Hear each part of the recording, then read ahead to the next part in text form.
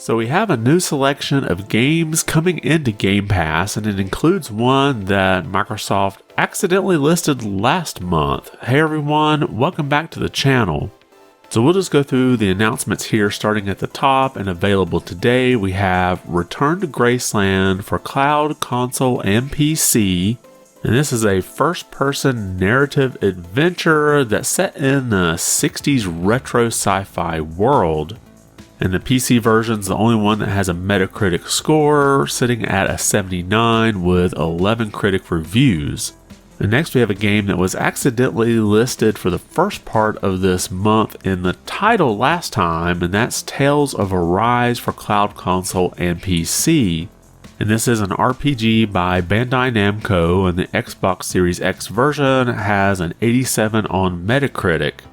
Now, I personally played through this one, and I can highly recommend it if you like RPGs or if you like any of the games in the Tales series. I do joke though, sometimes it feels like talking the RPG because there's a lot of dialogue to sit through. But moving on, we have another personal favorite of mine, Bluey the video game for cloud, console, and PC, coming February 22nd. Now obviously this is an interactive video game based off of the TV show, and it has a 56 on Metacritic, so I don't know what those people are thinking. But moving on to February 27th, we have two games coming. We have Maneater for cloud, console, and PC. And this is a single-player action RPG that has a 71 on Metacritic. And then we have Madden NFL for cloud via EA Play. Now, Madden 24 was already available via EA Play for Game Pass Ultimate members, so this is just the addition of the cloud streaming version. And then on the next day, we have Indivisible for cloud, console, and PC, and this is an action role-playing game, and the Xbox One version has an 82 on Metacritic. And then we have a Leap Day release here on February 29th with Space Engineers for cloud, console, and PC. And this is a sandbox game, and the Xbox One version has a 68 on Metacritic. And then finally, coming March 5th, we have Warhammer 40k Bolt Gun for cloud, console, and PC. And this is a first-person shooter that has an 85 Metacritic review for the Xbox Series X version. So definitely some pretty good games coming here in the second half of February for Game Pass.